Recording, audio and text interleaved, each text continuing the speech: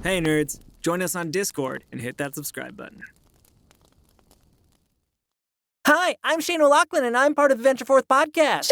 Shane. And I'm your recapper, Shane. Welcome to Harken Back.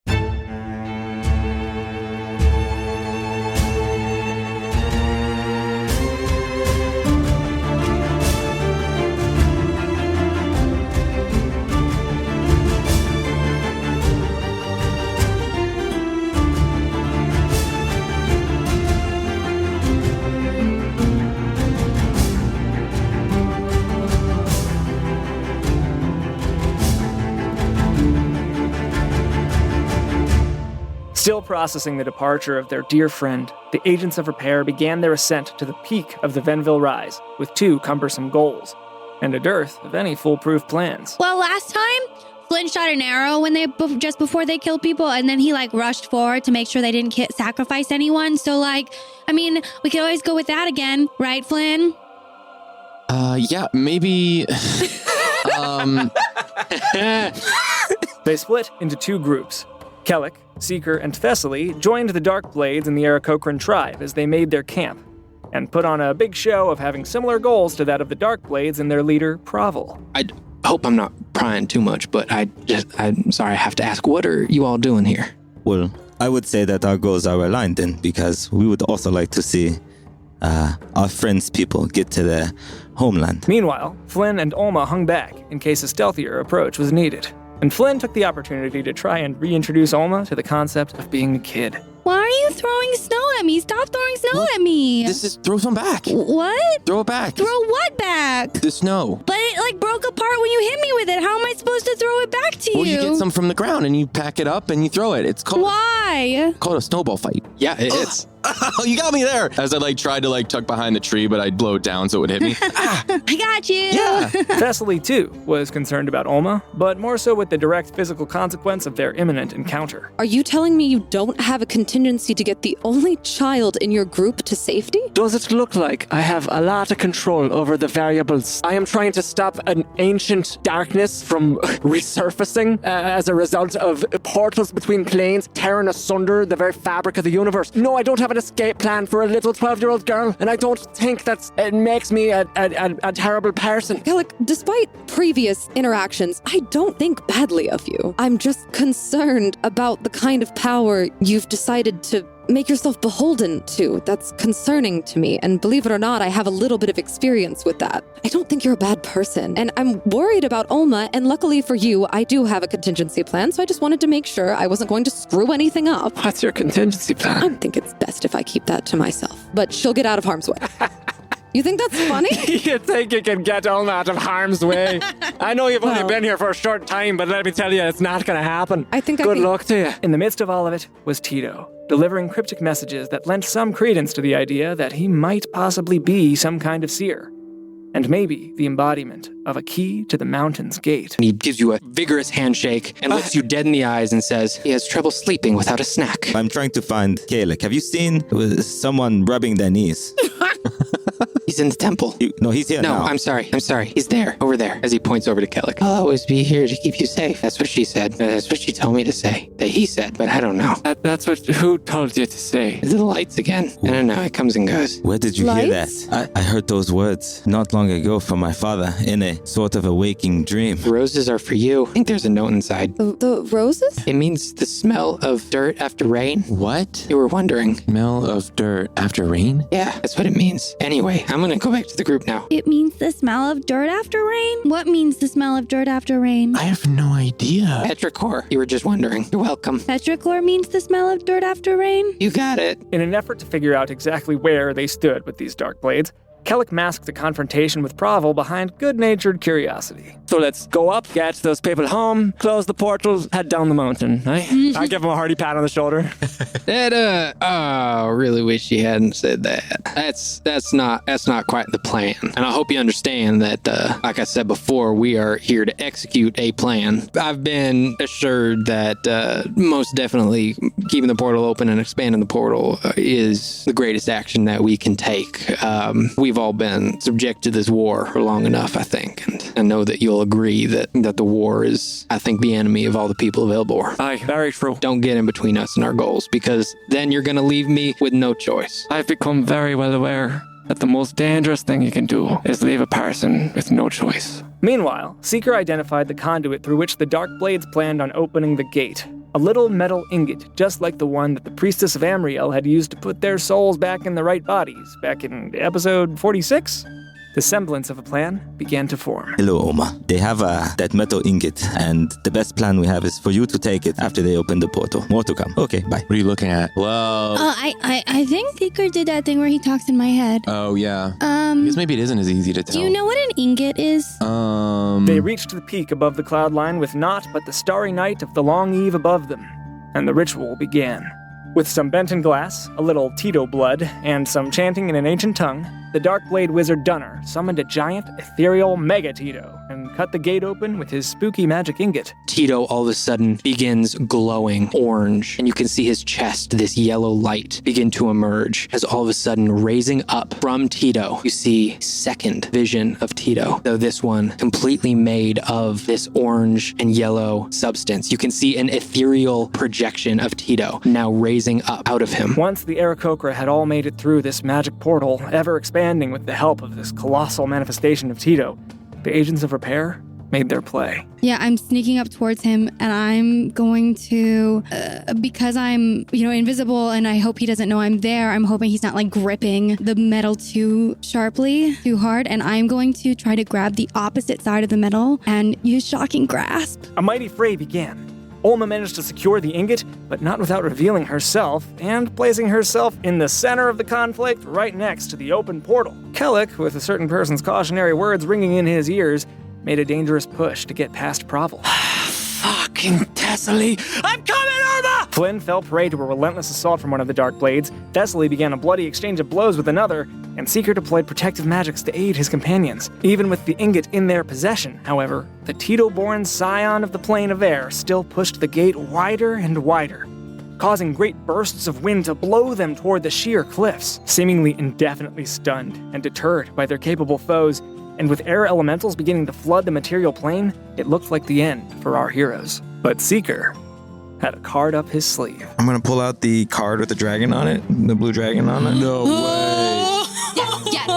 And I'm going to. If there was a time. We're just going full chaos now. This is crazy. Okay. Crazy. And I'm gonna look at it, and I'm gonna run over to this ledge and try and climb up to the point where I can secure myself enough to swipe my finger across it and say, if you're listening, now I could use some help. And I'm going to toss it as far as I can over towards Super Tito. Please don't summon a dragon. Please don't. Please. Seeker, the card whips through the air and lands just at the feet of Ethereal Tito. Yeah. As all of you, there's a moment of silence and still in the air. As Seeker, for a moment, you're not sure. The card just landed and all of a sudden, blue claw, massive, reaches up out of the card. Snow goes flying everywhere. What? Plants itself on the ground. As you can see, a blue head rip itself from the face of the card. The ink of the card is tearing itself from the face of the card as another hand, boom. It was a beautiful blue dragon. Boom.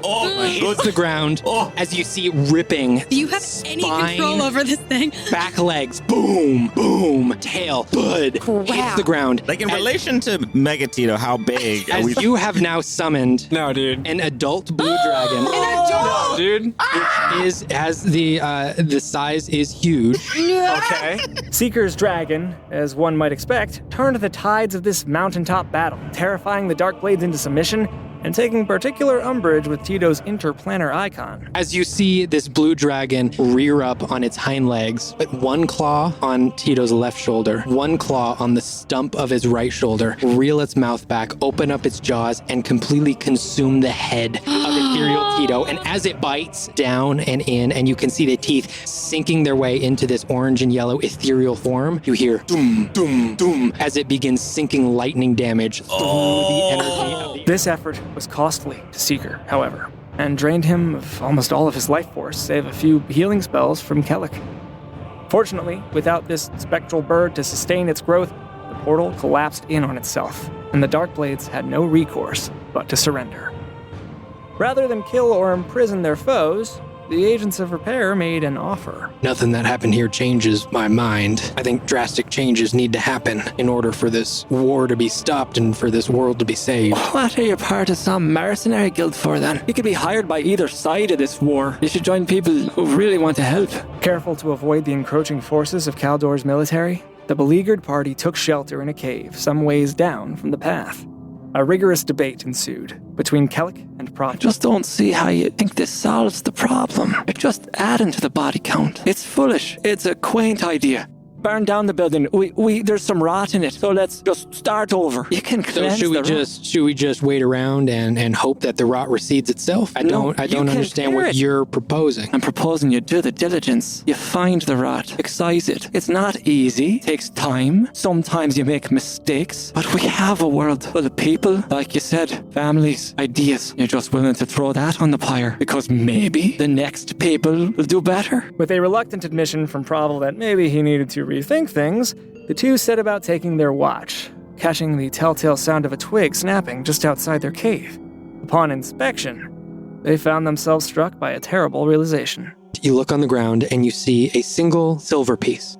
From the silver piece, you hear the sound of a snapping twig. Oh, shit. Who could forget about the mind flayers that Ulmer heard were coming after them back in episode 86? And Thessaly, immediately, you see the dark, inky black eyes of an illithid floating in the air perfectly above you.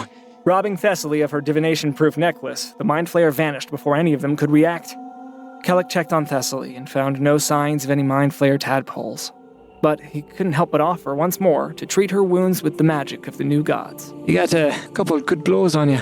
I'm pretty tough, Kellic. I don't know if you've noticed. I know, but I've seen lots of tough people die. Thessaly, you do take all of that healing, but after it happens, you feel just a little bit nauseous. Yeah. I've never seen that happen before. You don't seem to like the gods.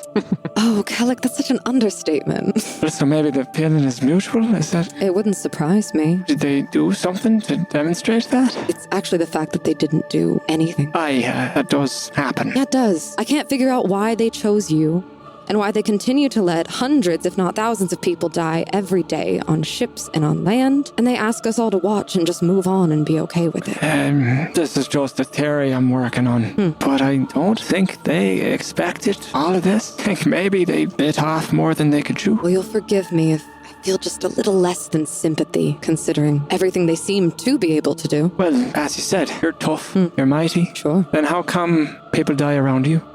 Is it because despite having a lot of power, sometimes you can't help everyone? I'm sorry, I didn't mean to overstep. No, you're right. People do die. No, I didn't. No, people do, Kellic. I meant it more broadly than that, Thessaly. But they do. So maybe I'm not what they wanted. I don't know. They won't tell me, and I've asked. Look, I'd like to take my watch. Do you mind if you just... Do you mind if you just leave me alone? Please? Yes, I'm sorry. Frustrated for myriad reasons, Thess and Flynn took their watch, reflecting on failures both fresh and ancient. I sucked. I was on the ground getting the shit kicked out of me. That whole fight. I get knocked off of the platform, and then when I finally have a chance to attack, I miss all my swings. Kellic just gets power, just for asking for it. I think he did a little more than ask. It doesn't seem that way. When sometimes there's just not a reason for things. Sometimes we just lose. And sometimes we have to give it meaning. And you have to figure out why you're fighting and why it has to matter that you don't stay down and you get back up and you keep taking more swings even when you miss them again and again and again. And as someone who missed her fair share of swings over the past several days, I know the feeling. I like to think that I put up a good front of not letting things get to me. With everything happening, with Straya leaving, whatever the hell happened up there, it's getting freaking hard. And I pour through these books hours and hours and hours, and I feel like I'm getting nowhere. I mean, we actually achieved what people have been trying to achieve for a very long time, which was peace at the end of it. And isn't that the goal? Isn't that what you learned in the Iron Light? Isn't that why you joined? So that you could protect people and they could move on and live safely? Yeah, but it's more than that, you know? Then what is it? Well, you wouldn't understand because, I mean, look at you, and I'll just like look up at this towering figure. Halflings have to earn their respect. They don't get it. Without the dragon, we may have failed. The fight with Chath, had you not fought him, I don't know if I could have taken him. With the fight of this demon, Kellick's the one that brought it out of me. I haven't won at all without anyone else. I need to be able to do this myself. Lynn, coming from someone who's been alone for a really, really long time, you don't want that. Olma and Seeker, too, tried to learn from the past. I don't think I've ever told you. You remind me a bit of me. Oh, yeah? Yeah, a little bit. How so? I found myself angry at my family and a lot of people from my past. And I started running with some people that taught me a lot of things. And one of those things was how to be angry and how to take it out on other people that I don't know. And I just want you to be careful. I see so much goodness in you, so much light. You're not sure what to do with your power, but it'll come. But I don't think we're the same at all. I didn't leave home. I didn't choose to be wandering around the world with you all. I mean, I'm happy to be here, but this isn't something that like I chose to do and found a crew to run with, you know? And sometimes I get upset, but I think it's okay to get upset sometimes because sometimes like the world makes you upset. My grandmother was a part of a horrible cleansing of people, and it's hard to talk about. A camaraderie and a quick drawing lesson from Thess to Flynn alleviated some of their grief. But Thessaly's following slumber was beset by a horrifying nightmare. The form descends down further and further, and you can see their face is this stark white, almost porcelain skin. They have a golden band wrapping around their forehead. Their eyes and lips are completely black. And as they descend down to you, they reach out a hand, offering to help you up. And this figure does not feel, while looking menacing and terrifying, does not feel imposing, but rather feels friendly. As they reach out a hand, they help you up to your feet. And that pull continues and almost yanks you in close as this porcelain-like face comes up directly towards yours. Oh, Find me. As out of nowhere, 3 demon-like creatures with red, leathery skin and wings tackle this angel and zoom them off into the distance beyond your field of view. No. And you see 5 figures. The red tiefling with the wooden staff turns to you. They all deserve to die anyways. The drow in purple robes. And did you hear them scream? Just puts a smile on my face. And then the half-orc. We could help her, but then again, she's just so small and pitiful. Finally, the wood elf. Undeserving of our time or our attention. All together they look to you, and in unison, she deserves it. The proctors of her pain in Thessaly's mind's eye revealed themselves. The new gods. We have the power, but we chose to do nothing.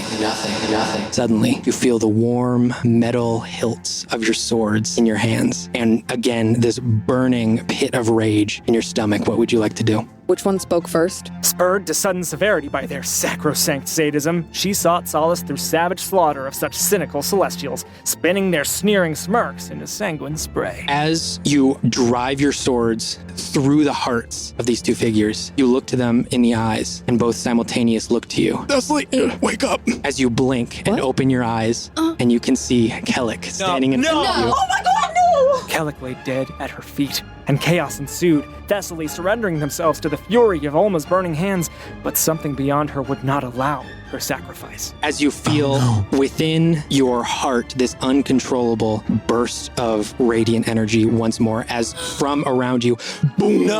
This massive burst of energy consumes. We're all close to her, right? I'm Yeah. down. No! I hit the.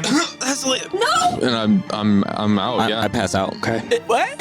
And Thessaly, as you're looking around, you see everyone now laying unconscious around you. And you look to the back wall of the cave, and you can see the moonlight that is now shining in the cave. You see your own silhouette now with these massive white wings. With a flash of white, you wake up. You see Kellick in front of you, attempting to wake you up. Hey, we're safe. I promise you. Wait, don't touch me, don't touch me, don't touch me. It was a dream within a dream. It's just a nightmare. We've been through a lot lately. Yeah. There's so little I can offer you. I'd at least like you to be able to sleep. Is there anything I can do? I can make a cup of tea. You want to make me a cup of tea? The 2 shared some small talk.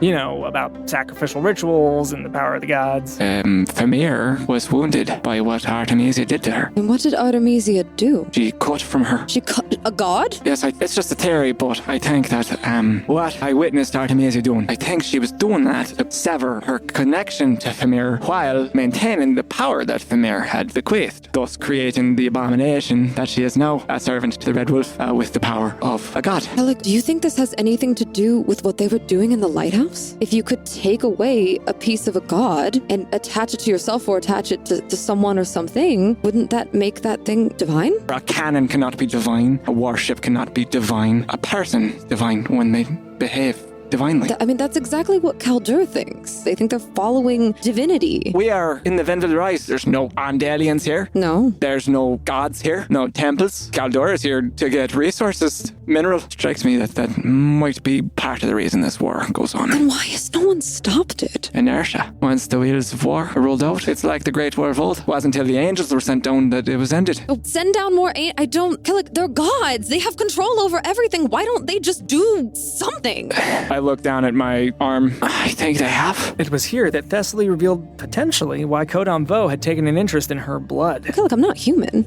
I gathered that much, but I don't... Is it rude to ask what you are? The way that they explain... No. The way that it was explained to me is that somewhere a long, long time ago in my family's line, an angel helped us out, and then generations later, I'm the result, and I'm supposed to do something with that, but nothing ever really came of it. Excuse, you're... What? You're a descendant of an angel. I used to think that they were supposed to fix everything, and every time I asked for a little bit of help, nothing. I mean, what's the point in this? And I just gesture to all of me again. if it's not gonna hold any weight, if it's not gonna do anything. You're strong, and you're brave, and you're capable, and I just look down at the ground. You're a good person, and in my eyes, that is the point. They parted ways with Provel and the Darkblades, hoping that the lethal team would reconsider their allegiance. Their recent successes scarcely holding a candle to the difficulties before them, the group headed south and reconnected with their fearless captain, Paston Broadhammer. And all of you, just in the distance, barely in between the whispers of the wind, hear, "Dizzle faster, ye devil!"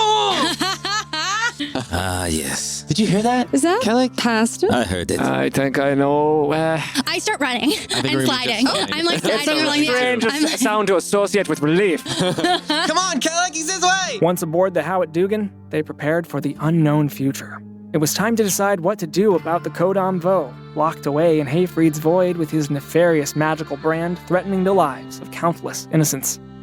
Kellic asked for Seeker's help in identifying an old treasure they'd found in the Dakir ruins. You look on the spine of the book, and you see, just as Kellic had seen previously, a word in common, like etched into the leather, that word being husk. I don't like that. As you continue word. identifying it, you begin to hear whispers of this book's secrets. And what you learn is that Are they more like whispery than like my normal whispers? these are just the normal Okay. whispers of identify, telling you the secrets Got it, that got it. are within this book.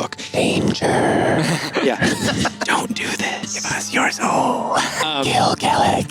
So this book, it's like a library of all of the things ever written, and not said, but written about Elbor, like all of it. And you can go in it. What? You can go into the book and ask questions. Oh, Flynn almost read it. But there is a cost. Well, it's a cost. There's not a cost. There's a trial. You have to like earn the knowledge. Of course. Meanwhile, Ulma attempted to coach Thessaly through her phobia of boats. So something bad happened on a boat and now you don't like them? That is the, summary version of that, yes. I'm sorry. Oh, Alma, you don't have to be sorry. You didn't do the bad thing. Yeah. Right. So there we go. And now I'm here, and I'm in the boat. So But you don't have to be afraid of that happening again when you're on the boat with us. You know, like the things I'm scared of, I still have to be afraid of because they could still happen. You know, so sometimes it's like, are you afraid of the thing? And is it, and should you be afraid of the thing? do you have nightmares? Yeah. Do you ever have nightmares where no matter what you do, or how hard you think, or how hard you try to wake up, you can't get out and you can't do anything about it? Well, I remember like this one, I was being chased by like a giant squirrel. And that was a really bad nightmare, but that's the one that tactics with Right. But and in the nightmare, you were afraid of the squirrel, right? Uh-huh. But are you afraid of squirrels now? No, they're so tiny and cute. Right. But when I go inside a boat, I feel like you felt in that nightmare. And even though I know a boat can't hurt me, I can't get rid of that feeling. Does that make sense? It does. I think I've given you quite a lot to think about then. Yeah. Mm-hmm. Okay. Then you just never have to go in a boat ever again. And it's okay that you're scared of them because you never have to use them and you can just avoid them. Oh, Ulma, you make such good points. And, I guess you're right. I guess it's something. Now I have a lot to think about. They made it back to the void.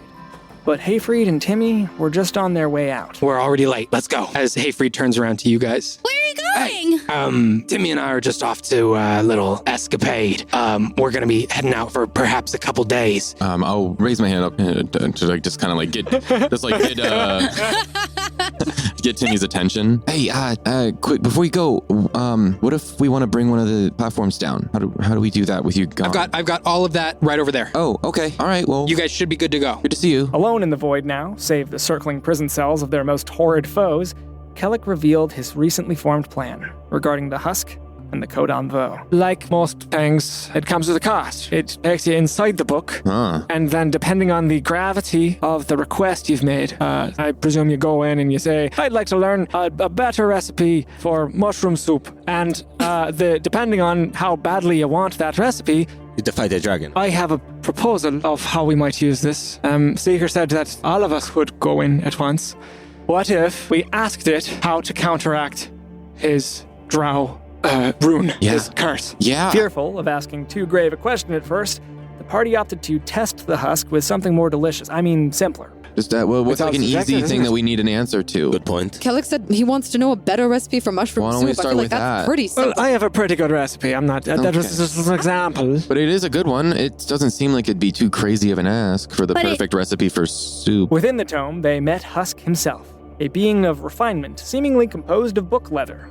He displayed to them his infinite library and introduced himself as their curator. What is the best recipe for mushroom soup in the written world? They always start easy. As he reaches down below the desk and pulls out this copper scale with it's one of those T scales that has the sort of baskets on either side. And he looks to all of you, and out of thin air, he pulls this glowing white orb. The weight of this question of importance to you, historical context, and possible use within this world. As he places it, I shudder a little bit. as he places it down on the counter. Good thing Kellic did not ask. And out of the other hand, he wisps through the air and pulls out this little feather, puts it on one side of the scale, The weight versus a feather. and he puts the ball of energy on the other side of the scale. You can see this scale almost imperceptibly tilts towards the glowing orb. The challenge was trivial. 3 gargoyles attempting to abscond with the pages of the recipes, instantly disintegrated by Flynn's magic. Satisfied with their understanding of the book, the party exited the husk and prepared for the challenge that would face them when they asked their real question. Flynn set to teaching himself how to move the platforms in the void, a task he'd long hoped to accomplish. And in Timmy's notes, he discovered a familiar word. Doesn't make any sense. What does it say? It says to move the platforms, don't just think it, remember it. Remember is all big letters. And it says childhood, love, loss, petrichor, passion. Petrichor? I will focus on it and I will think first about me as a kid. And I'll think about running around with my friends on our little adventures together and how I felt and how optimistic I was. And then I will think of arriving home to a warm cooked meal by my parents as I arrived back at the shop just as sun is setting and telling them what I got into that day and just realizing how intently they were listening. And I always liked that they really just showed that they cared. And then I will fast forward a little bit to a more recent memory of one of our friends leaving for a noble cause, but still feeling that empty hole that's still there right now of a missing friend. And then I will once again think of the memory of pulling off on the side of the road during a trip with my mom to do some camping and the smell of that rain and the dirt. And then I will think of What will you think What of? will you interrupting. think? I wonder who. Man. I will think of my book with all its spells and incantations and unlearned knowledge that I still have yet to uncover, and how immensely I want to understand all of it. And I will focus on that freaking platform. And as you're remembering all these things, you close your eyes and you're picturing them in your head. You're really feeling them. You open your eyes and the platform is connected to the central platform. What? Oh, hey, did you see it move? It's here now. Good job. Seeker, still exhausted from the life force he'd spent summoning a full-grown dragon, went to sleep.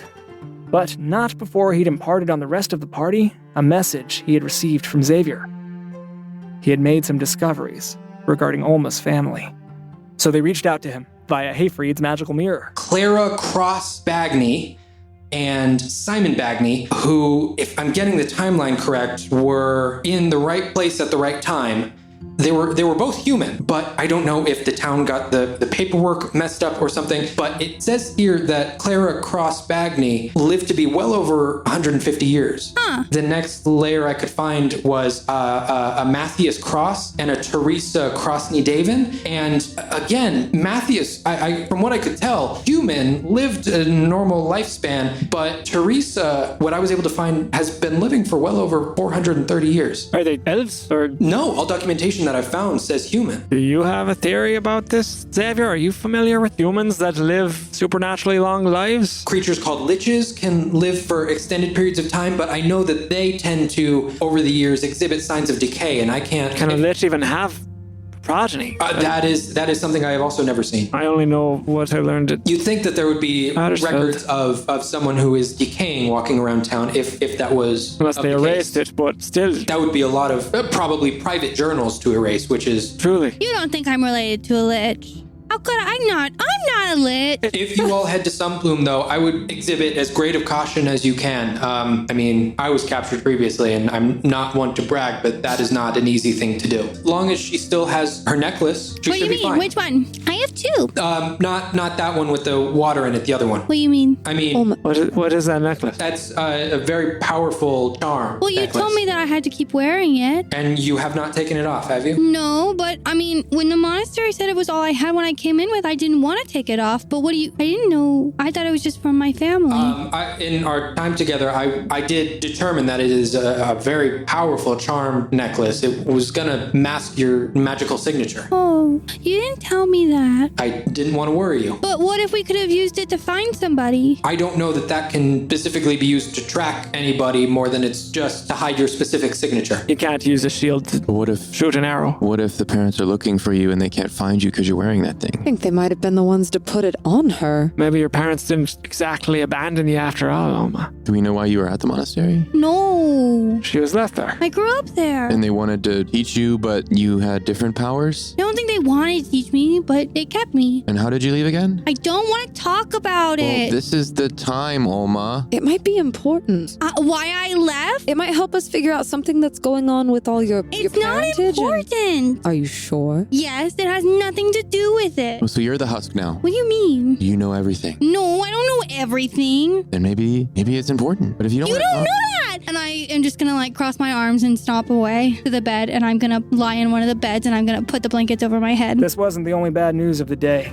Kellic checked in with Zorkal to report back on the Ironlight raid of the Mind Flayer nest below Saddlemount. The base below Saddlemount is gone. I give Flynn a thumbs up. Totally destroyed. Good. Lots of Ironlight dead.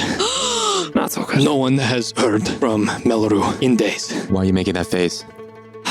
While waiting for Seeker to recover, Thessaly attempted to recall the angel from her dream, sketching it in detail powerfully enough to share with Kellic. They appeared in your dream. They did. Dreams are just dreams, though. I mean, I'm sure that I've Not according to Tito, Shreya, higher Brother Kolkro. Ayana, Kellic knew from his schooling, was a high-tier justiciar of the old god Fenra. That's not surprising. Oh, why not? Well, because a lot of what I can do is from Fenra. You seem not to like the gods for someone who can call upon their magic. We have a mutual understanding. I mean, at least you killed the new gods for... I didn't do that, Fenra. When I made my oath, I made it under duress. And honestly, when I made it, Kellic, I didn't think anyone was going to respond. I thought I was going to die. So what's funny about that? I know what that's like. But maybe Zachariel would know where Ayana is if you want me to ask him. I could. I didn't even think of that. At Kellick's request, Alma resurfaced from her duvet tomb to help make the new and improved mushroom soup.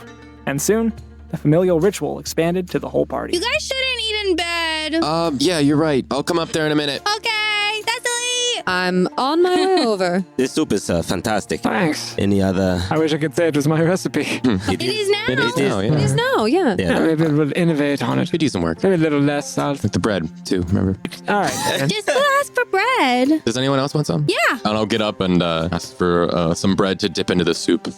I'll pass it around, pick up my drink. Are those lemon pastries? Yeah. Huh, and I haven't had one of those in a long time. Taste them. I bet they taste just like them.